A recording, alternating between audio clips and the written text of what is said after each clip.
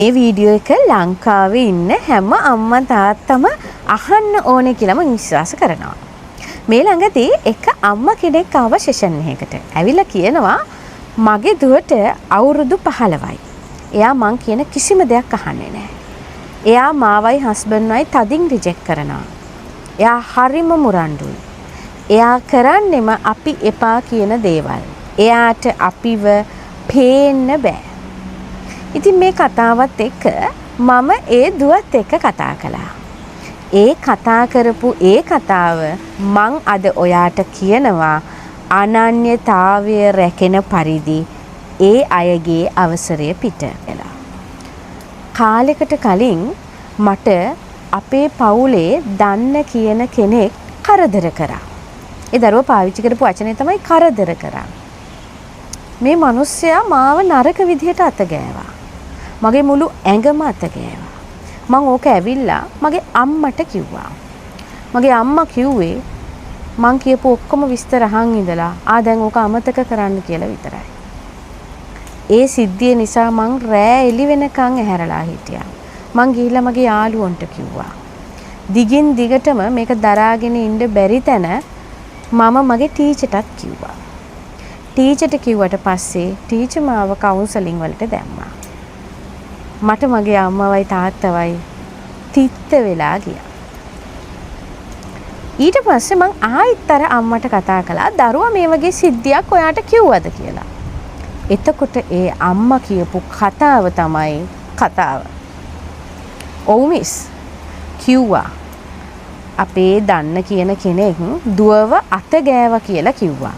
මං සම්පූර්ණ විස්තරේම ඇහුවා. හැබැයි මිස් දුවට අතවරයක් වෙලා තිබුණේ නැහැ. ඒ නිසා අපි පොලිසිය ගියවත් මුකුත් කරේ නැහැ. අතවරයක් කියන්නේ මොකද්ද කියලා මං අහුවා. ඒ කියන්නේ දුවගේ යටි කයට කරදරයක් වෙලා තිබුණේ නැහැ. ඒ කියන්නේ ඒ අම්මා විශ්වාස කරනවා ලිංගික අතවරයක් කියලා කියන්නේ යටි කයට පුරුෂ ලිංගයක් ඇතුළත් කරන එක කියලා. ස්ත්‍රී යටි කයට පුරුෂ ලිංගයක් ඇතුළත් කළොත් විතරයි ගෑනු දරුවෙකුට ලිංගික අතවරයක් සිද්ධ වුණා කියලා ඒ අම්මා විශ්වාස කරන්නේ. ඒ අම්මා විතරක් නෙමේ එහෙම විශ්වාස කරන ගොඩක් අම්මලා අපේ සමාජයේ ඉන්නවා. මෙච්චර තාක්කල් ලංකාවේ ඉතිහාසයේ ලිංගික අපචාර වෙච්ච දරුවන්ව ගණන් හදලා බැලුවොත් වැඩිම ප්‍රතිශතයක් ඒ අපරාධ කරලා තිබුණේ පවුලේ අවට ඉන්න මිනිස්සු. ඒකට හේතුව වෙලා තිබුණේ ඒ දරුවන්ගේ ලිංගික නොදැනුවත්කම සහ දෙමව්පියන්ගේ නොසැලකිලිමත්කම. අපේ රටේ ලිංගික අධ්‍යාපනය ඕනේ දරුවන්ට කියලා අපි විශ්වාස කරාට දරුවන්ටත් වඩා ලිංගික අධ්‍යාපනයේ අවශ්‍යතාවය තියෙන්නේ දෙමව්පියන්ට. තාමත් ඉන්නවා ලිංගික අපචාරයක් ලිංගික අතවරයක් කියලා කියන්නේ මොකද්ද කියලා නොදන්න දෙමව්පියෝ. තමන්ගේ දරුවෝ තරුණ වයසේ ඉන්න වෙන්න පුළුවන්, ළමා වයසේ ඉන්නවා වෙන්න පුළුවන්. දරුවෝ ගැන හොඳ අවධානයකින් ඉන්න. පුංචි සිද්ධියක් ඇති දරුවෝගේ මුළු ජීවිතේම විනාශ වෙලා යන්න.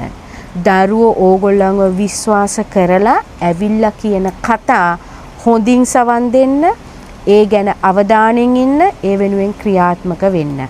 එහෙම නොකර දරුවෝන්ගේ විශ්වාසය ඕගොල්ලෝ ගැන බිඳුනට පස්සේ අනේ මගේ දරුවෝ මං කියන දේ අහන්නේ නෑ කියලා කිව්වට වැඩක් නෑ. ආයෙත් මම කියනවා අපේ රටේ ලිංගික අධ්‍යාපනය ඕනේ දරුවන්ට විතරක් නෙමෙයි වැඩිහිටියන්ටත් ඒ විදිහටම ලිංගික අධ්‍යාපනය අවශ්‍යයි.